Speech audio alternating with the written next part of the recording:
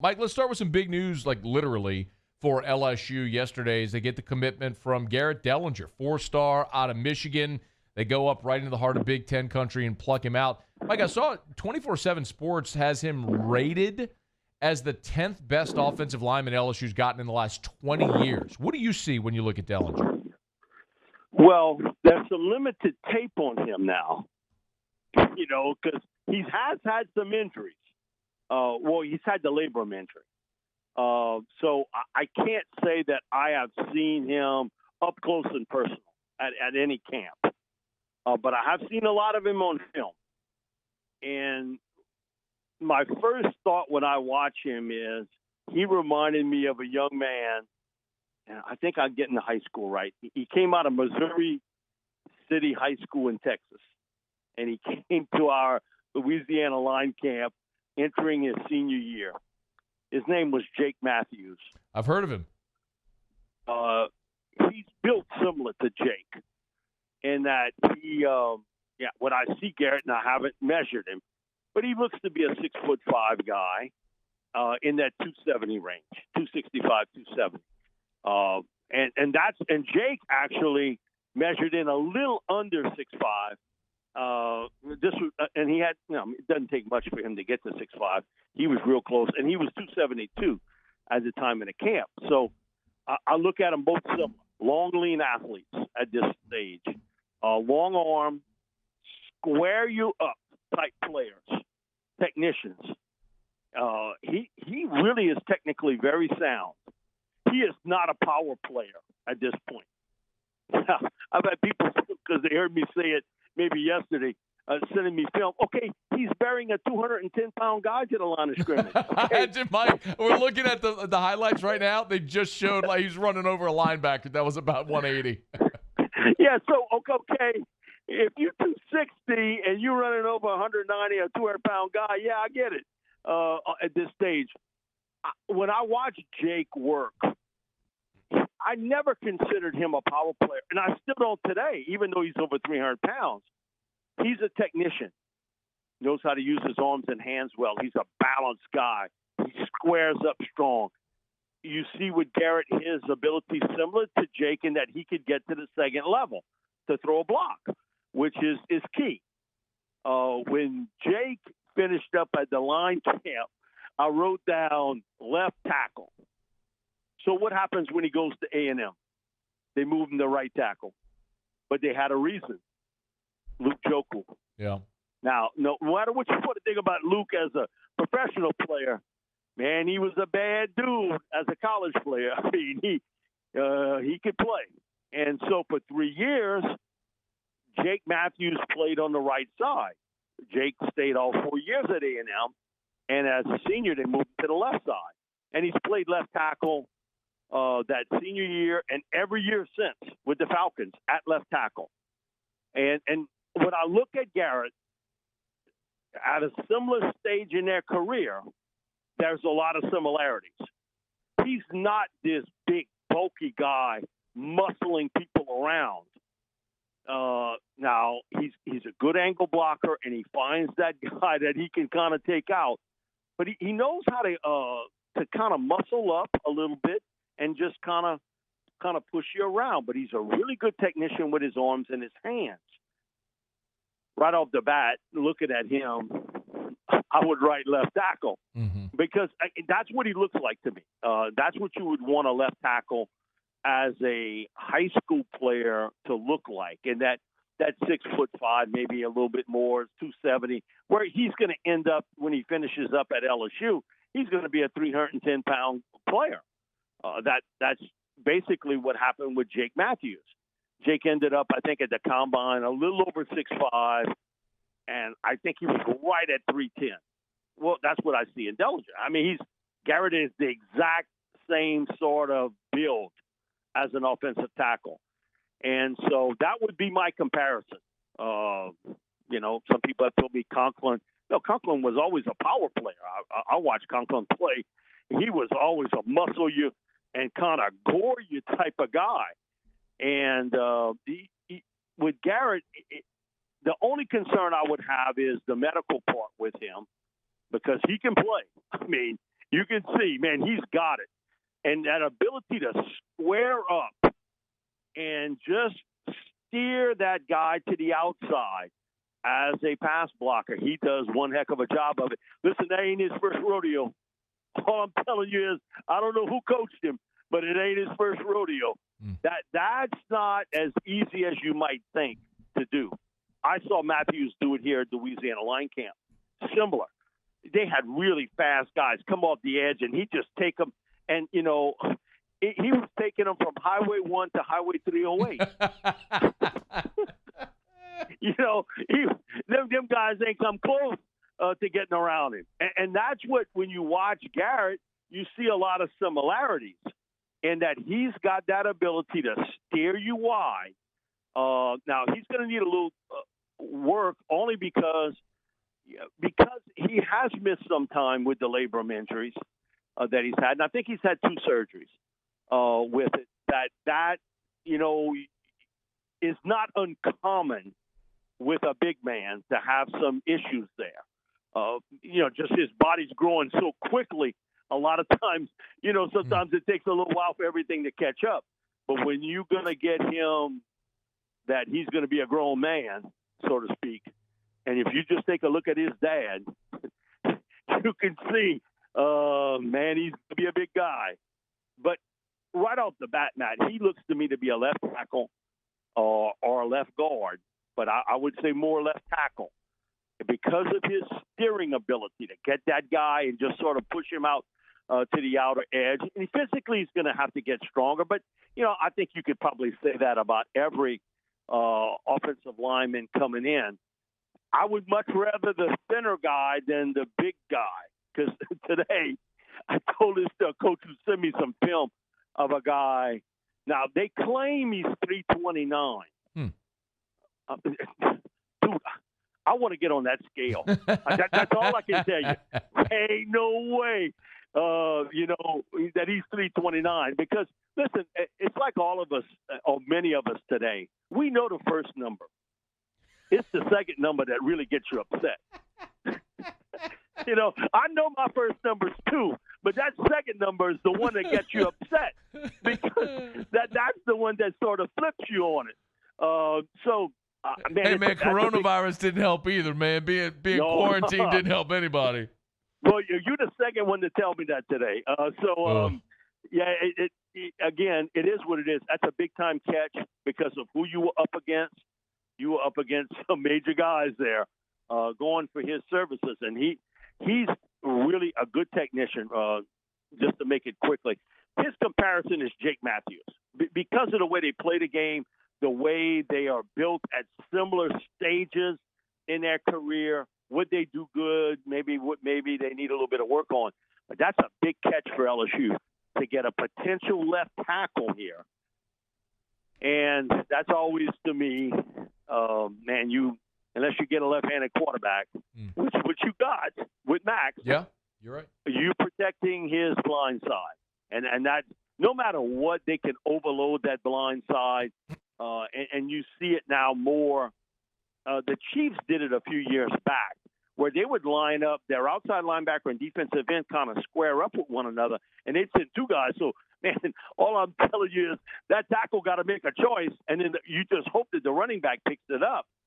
You're seeing a lot of that done in college football, too. But Garrett's a big pickup because of his size, because of his length, his ability to play left tackle. His foot movement skills is really good. He's a really good athlete. You can tell by the way he moves his feet. I didn't have to read the stuff about basketball player and all. You can just tell by the way he moves his feet. He's a really good athlete.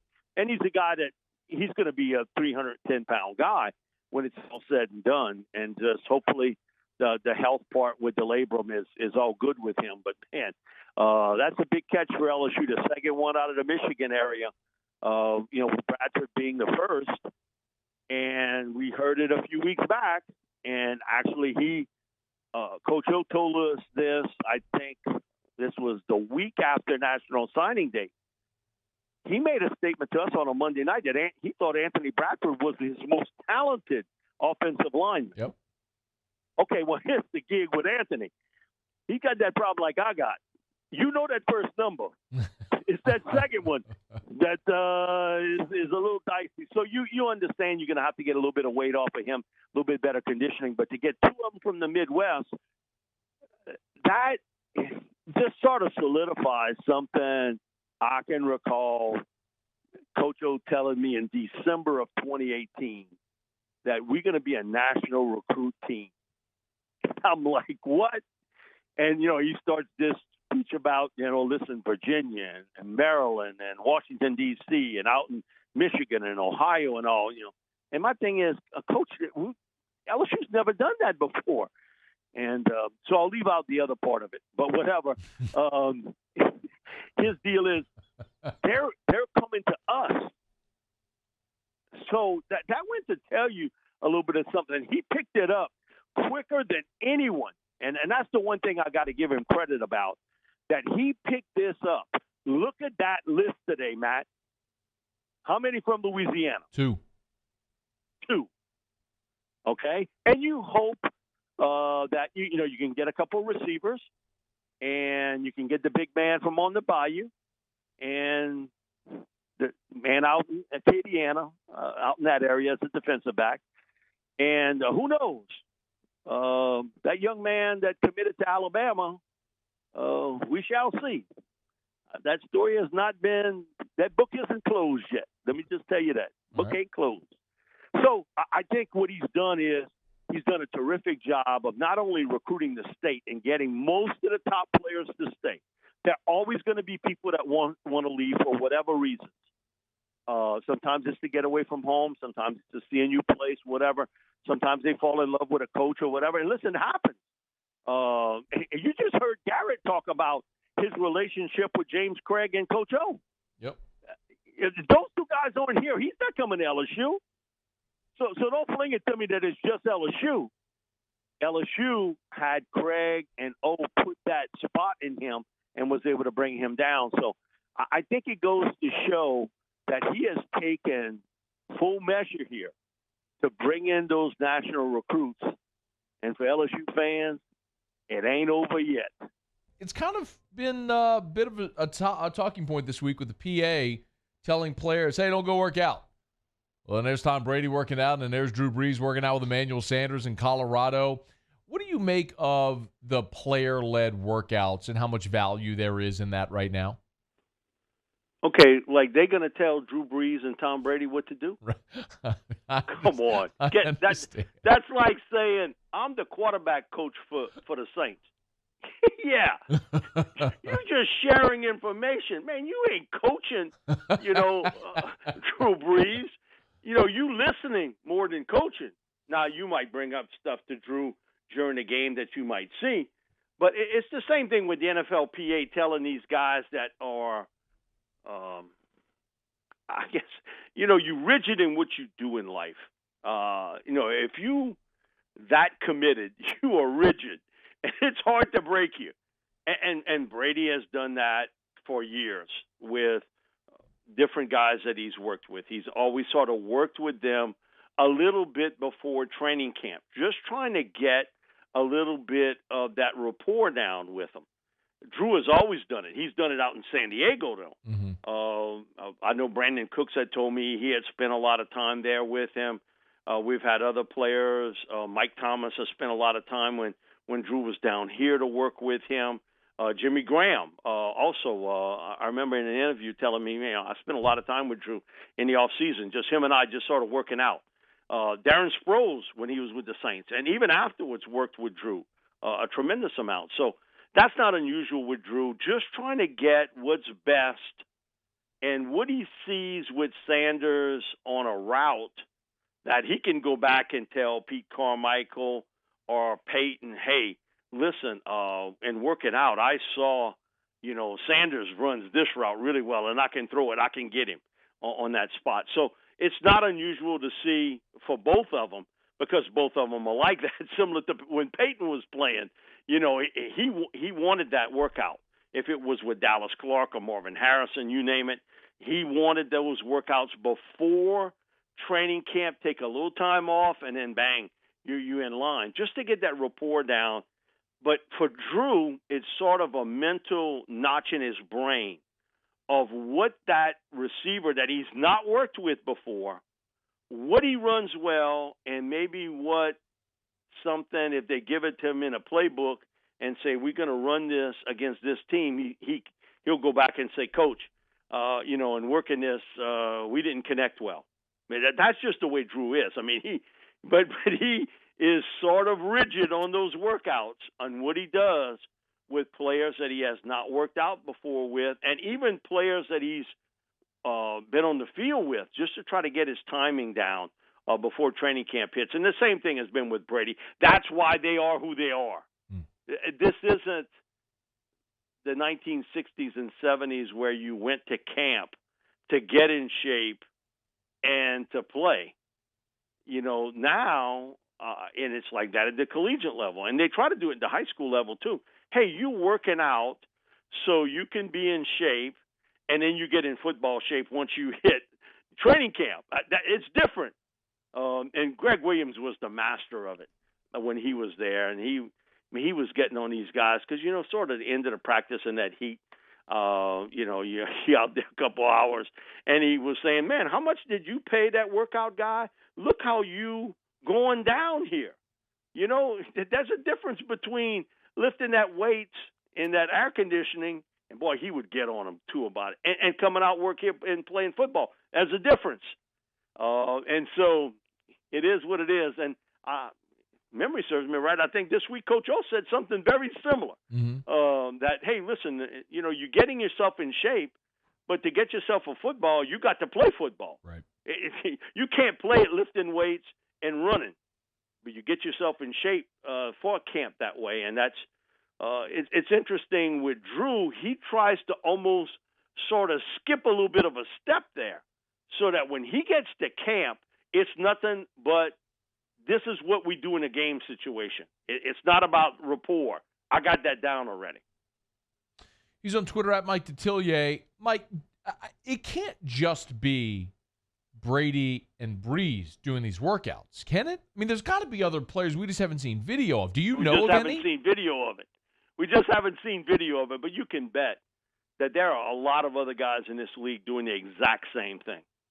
The exact same thing with their quarterbacks. And I think that part of the game, because so much today is timing and the fact that, once you get past 5 yards, you can't touch anyone downfield, that you want to get that timing down, especially with a veteran quarterback, man, because that means everything to him to get rid of the football, because he don't want no 300-pound guy squashing him like a grape.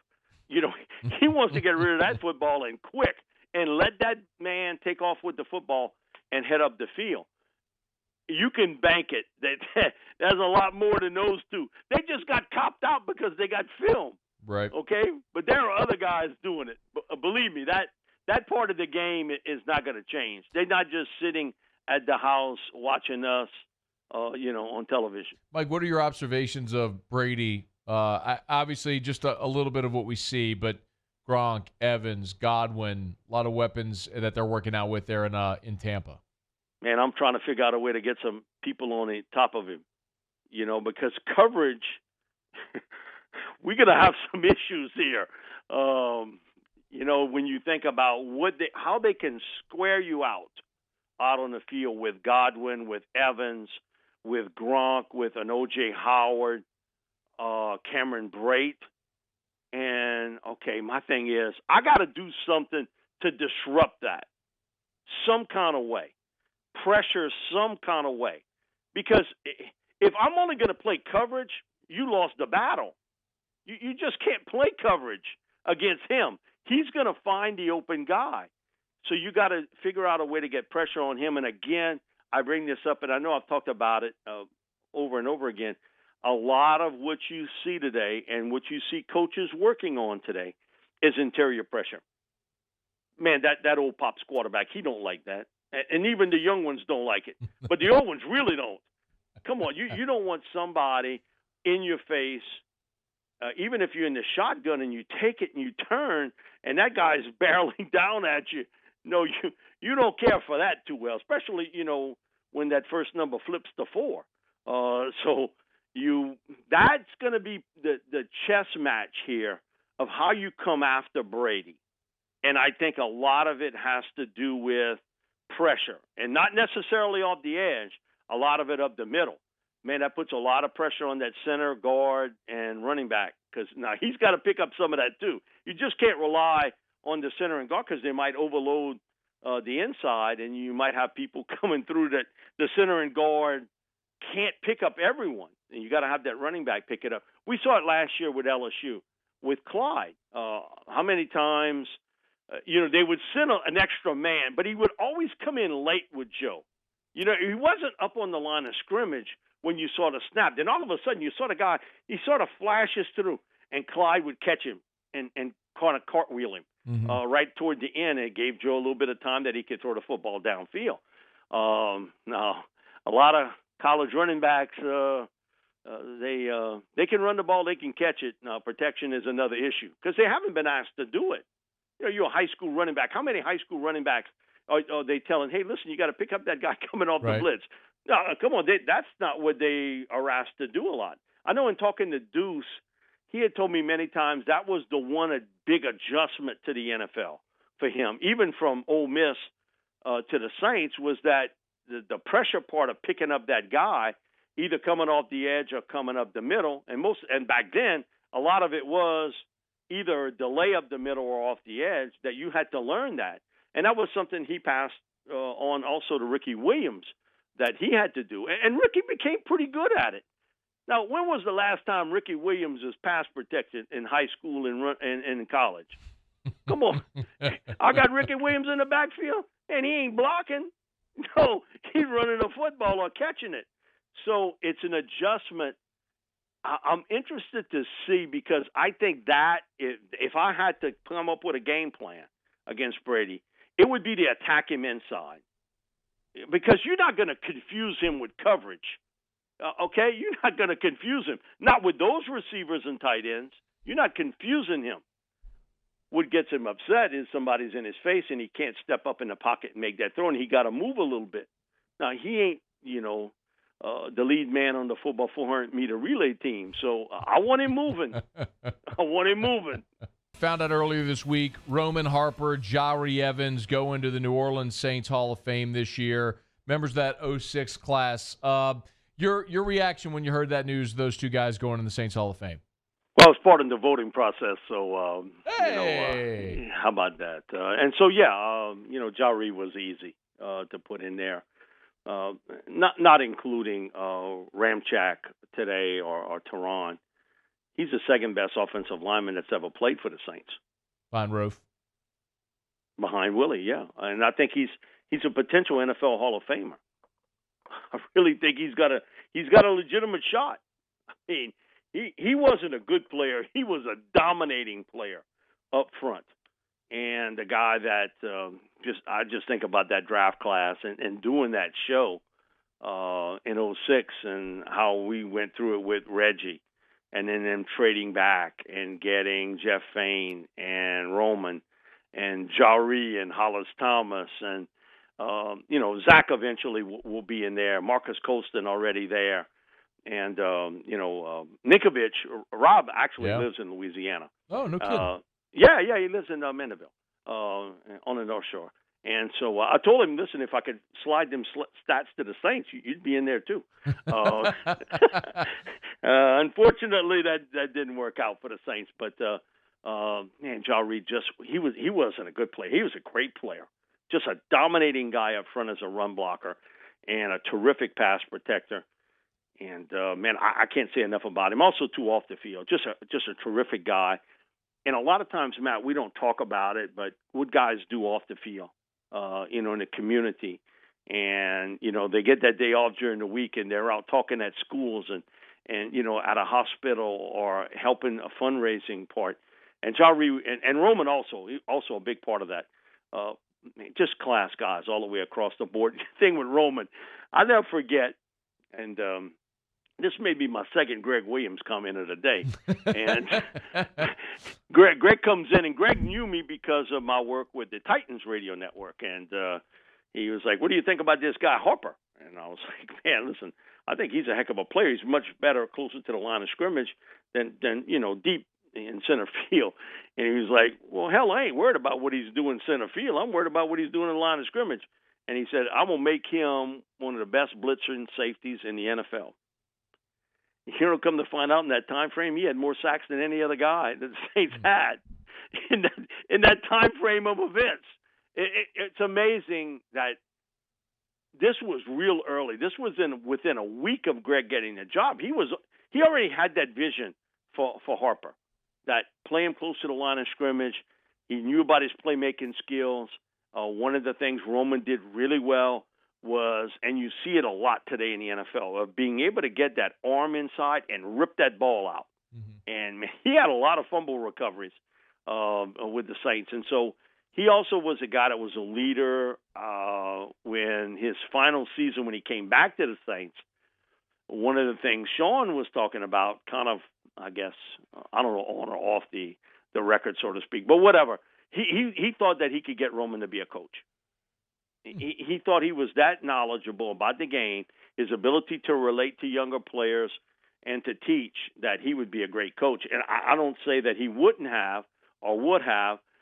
You just got to understand the hours you involved. You're not going to work at 7:30 and knocking off at 4:30, 5 o'clock in the afternoon.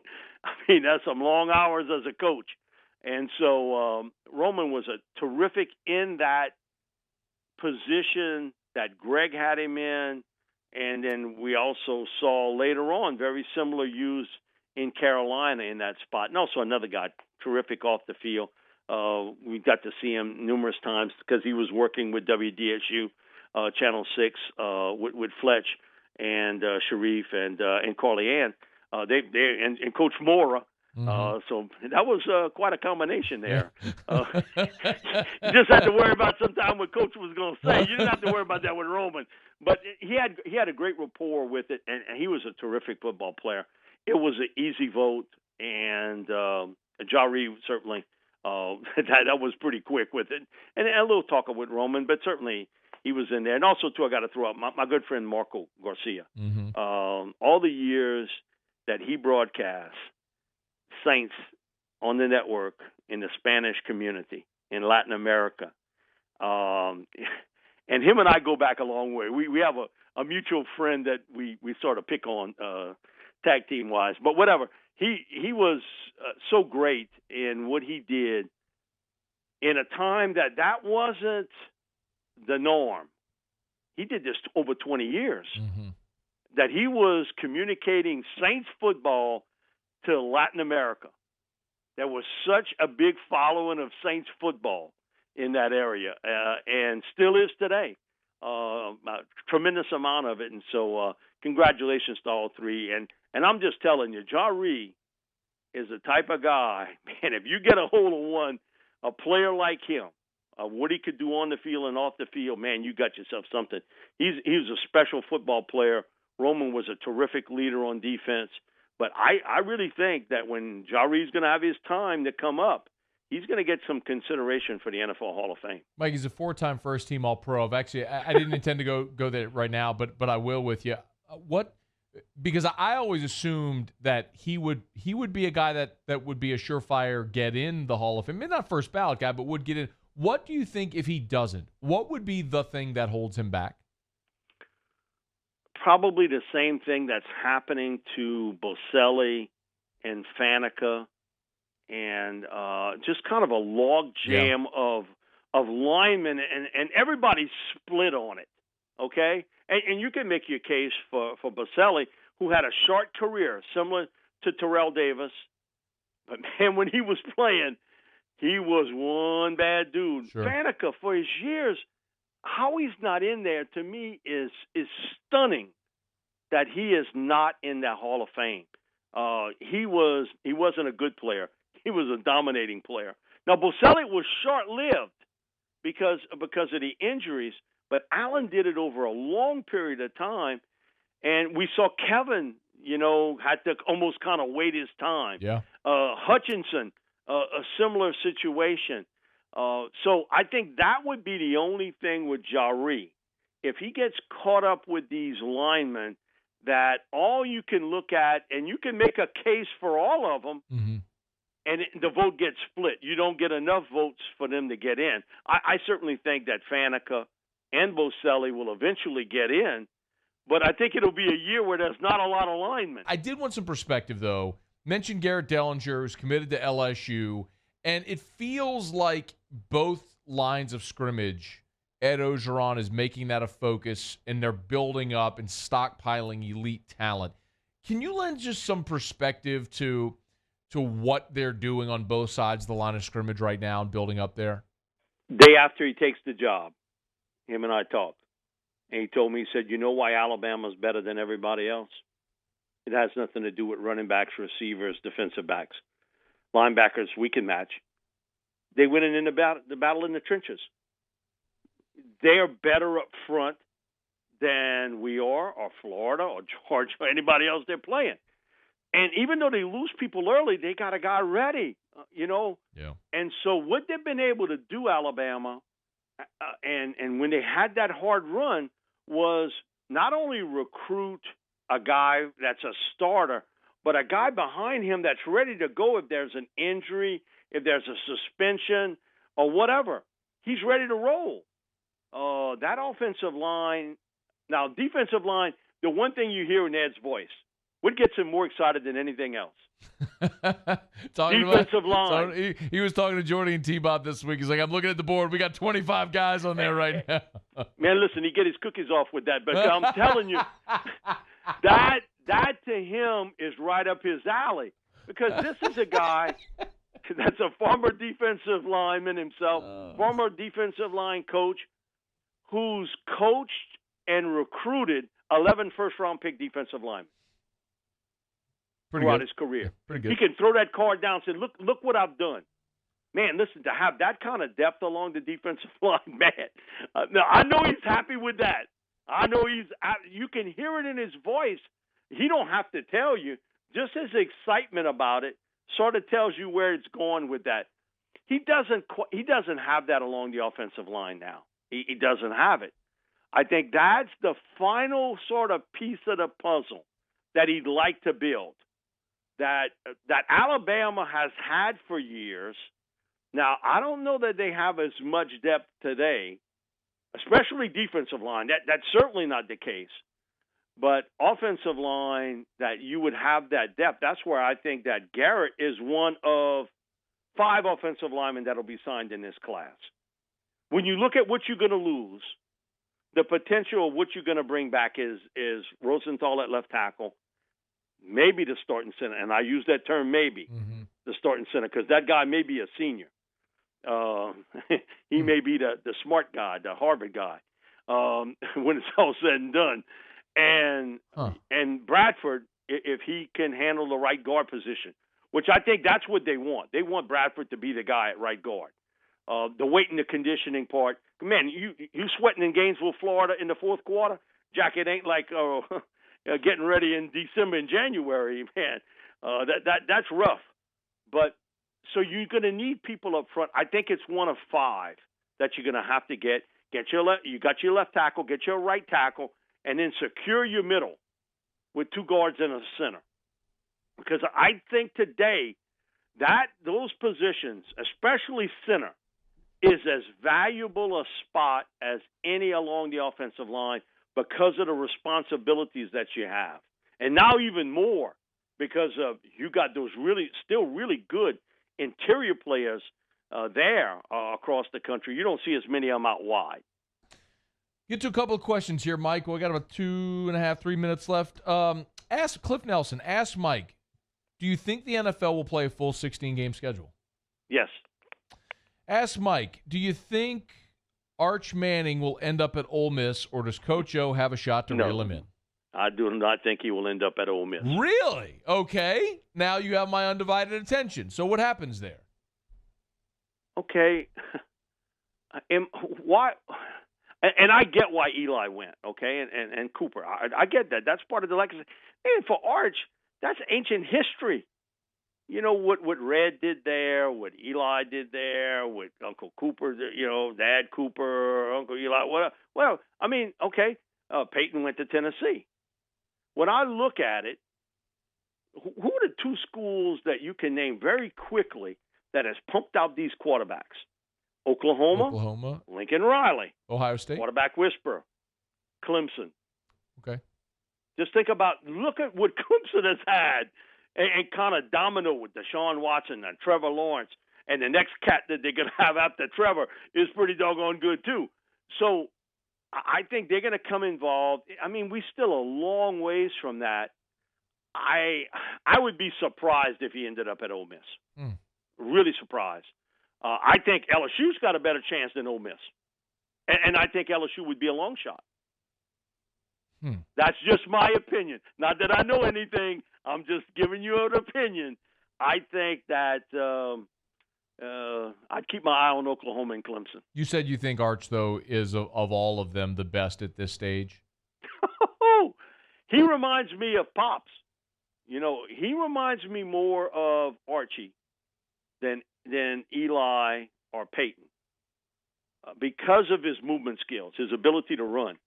Now, Arch, you think about his game would be really suited for today because of the way he moved around and ran with the football. Arch does a lot of that.